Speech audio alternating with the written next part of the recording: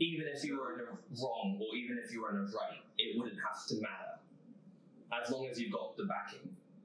Listen, Prince Andrew was just paid £12 million to get off with somebody else who didn't have £12 million would go to jail.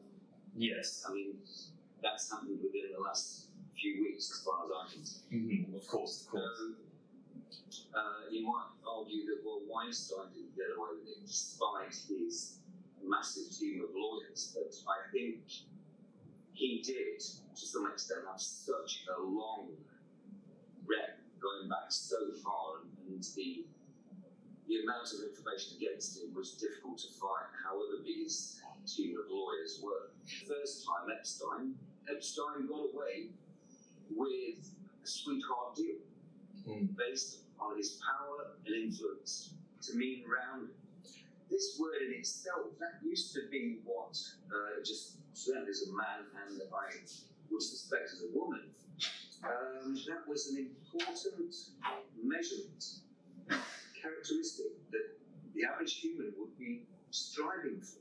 But that seems to be expendable these days in favour of a more selfish, brutal, cutthroat, egotistical. Long before modern media arrived, there was a phrase that television was the opium for the masses. And I once knew a woman who should remain nameless, who literally watched every single soap opera on every channel during every night of the week.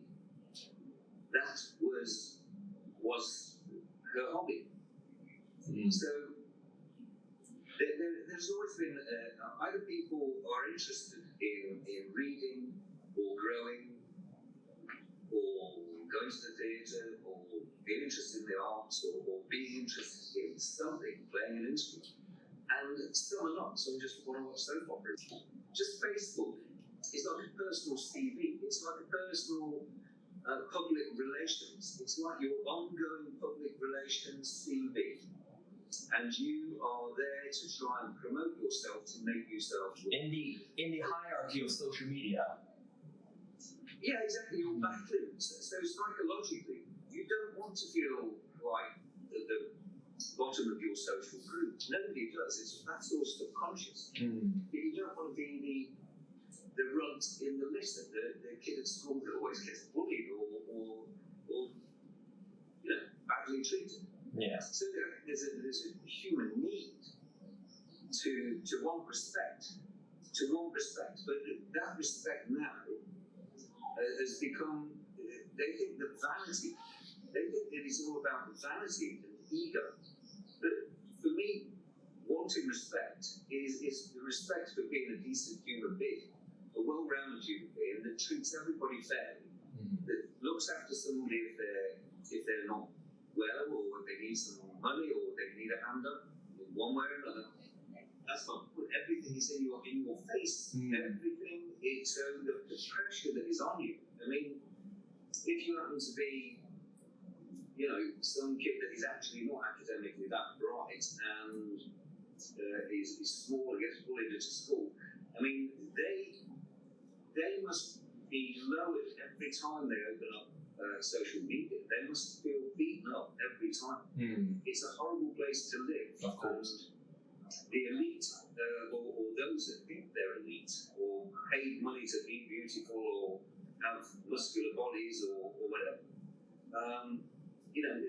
it's increases. become a massive gap between the beautiful and the average. What it implies is that if you're not a criminal, you haven't got anything to fear. So the moment you say, I don't like those cameras, you feel like a criminal.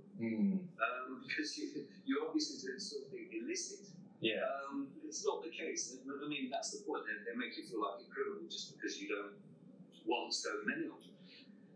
But they have got a very strong argument when you look at some of those city centres in Britain. Again, on modern media, you can see city centres everywhere kicking off with the most appalling people. And it used to be just young men. It's women now and old men, and every man and his dog is just a free for all. Yeah. I think I would be terrified to even walk around some of those town centres on a Friday and Saturday night. Yeah. But how do you resist and protest against the slow creep of technology that only changes week by week or month by month or year by year? It's like watching ivy grow over an old building. You can't perceive it unless you go 1 month and go 3 months later. You might notice it, but if you walk past it every day, you don't even know that ivy is slowly strangling that building. So I don't think we know how to fight it, and I think that we're going to get to the point where it will be too late to fight. Yeah. Because you or me, before you've even started to try to form a group that's going to fight against it, you will already be in prison. Because the technology is so advanced, you won't even be able to get emails. So what does it even mean to have freedom of speech at that point? What does it mean to have all these privileges and not be able to use them as a human being? Well, you said as a human being, but that's the point, is that the human being is becoming redundant. Democracy is under constant erosion. And people, I don't think we realise it. And it's being eroded within the democratic countries itself. That might be a threat to democracy. Russia might be a threat to democracy. North Korea might be a threat to democracy. You've got, on the right-wing side, you've got, take America, I believe that ExxonMobil have something like 200 lobbyists who are all trained lawyers, lobbying to distort and influence laws that are passed through the government. You had tobacco companies, not anymore, but you used to have tobacco companies that would lobby to ensure that tobacco laws didn't change. So the big influential companies pay big legal teams to lobby government. So governments, the representatives that are paid off, they're paid off, like Big Pharma paid off on the opioid crisis. Doctors' reports, politicians' reports. So that's democracy being eroded there. We see democracy being eroded on the so-called woke left, whereby you can't laugh at jokes anymore, you're being told what you can think and what you can say.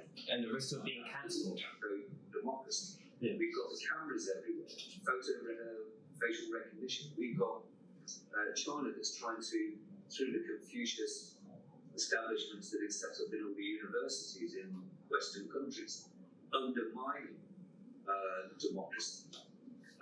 So it's been eroded in all directions, and just like when I mentioned before that technology is slowly eroding our freedoms, I think we're not really aware just how subtly and slowly democracy is being strangled and squeezed. And if we don't respond quickly enough, we will be fighting to get our democracy back. And it's a lot easier to maintain one than it is to establish one. And the other thing about democracy is that it's not a fixed idea. It's constantly changing and adapting to every new generation and every country and every society. So it's not a fixed idea. When big pharma or tobacco companies or oil companies manage to grease the palm of democratic representatives, I think it's illegal for one thing. But they just don't get run with, they don't get caught. But rest assured, they're being courted by those lobbyists.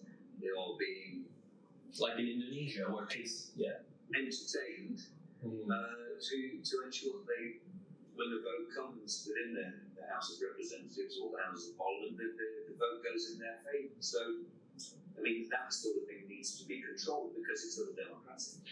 And it's obviously corruption as well that has to play a role in in it. Sure, and democracy can't exist with corruption, but isn't that one of the great things about democracy? Is, well, most of the democratic countries, corruption exists everywhere, but the amount of corruption that exists in second, third world countries is endemic.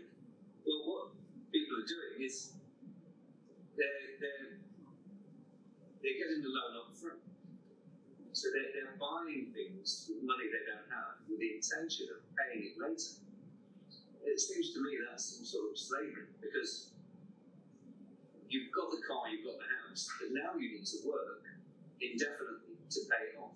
And what? That's slavery. You're making a decision yourself which enslaves you. And why do you think it's allowed to happen then? It's not allowed to happen. People choose to do it. People are gullible, and therefore, because they are chasing materialism, and as we said before, that everyone's measuring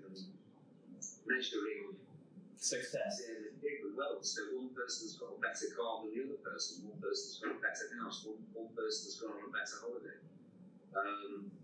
This elitism, superiority, and modern media is really in everyone's face. If you start looking into your YouTube or whatever, and you start looking into certain websites, what is then suggested to you are other websites that will back up the opinion that you just read. So it consolidates itself. Validates it. With a very narrow point of view, politically. So, and I think that is one of the reasons why the left wing and the right wing is becoming so stratified. It causes internal conflict. Yeah, they don't read about the other point. Because they're constant. Once you type in your point of view, what you're interested in, all you will be sent is information to back that point of view up. It won't give you the opposite. Gotcha. You can't see both ends of the spectrum. Yeah, so we have left and right points of view, and they become very fixed, and there's no debate in the middle ground anymore. And it assumes, therefore everyone assumes, that the opinion they have today, at their age, where they're feeling, is the opinion they're going to have in a year's time, or 5 years' time, or 10 years' time. But if your opinion changes, and anyway, why can't you politically, some of your ideas might lean towards the right in some instances, but on the same token, some of your opinions may be more left-leaning. Well, like I say, William Britain doesn't like the National Health Service. Yeah. Well, it's left-wing. It's a left-wing idea. Yeah. Who doesn't like the idea that all children should have free education until they're 16? Well, that's a left-wing idea. There was a lot of social unrest in order to win the human rights, is what we call most of them. Not even, having your kid go to school to 16 is basic. Like basic human rights. Rights. Yeah. Not to spend, not to have, children living in orphanages that were being worked 16 hours a day and then being fed porridge like Oliver Twist. Yeah. Charles Dickens was not only he was a fictional writer. He was documentary. He was describing the scene at the time, the way it was, and so that's why Britain is the mother of democracies, because it grew so quickly, had such rapid social change, and people died for it. To create that social change, to create that parliamentary system, to create that judicial system. And is that the word I brought up earlier called sacrifice? Would you use that word? Yeah, definitely, yeah. I mean, how many people sacrificed their lives in the First and Second World War to fight for democracy and freedom? Yeah.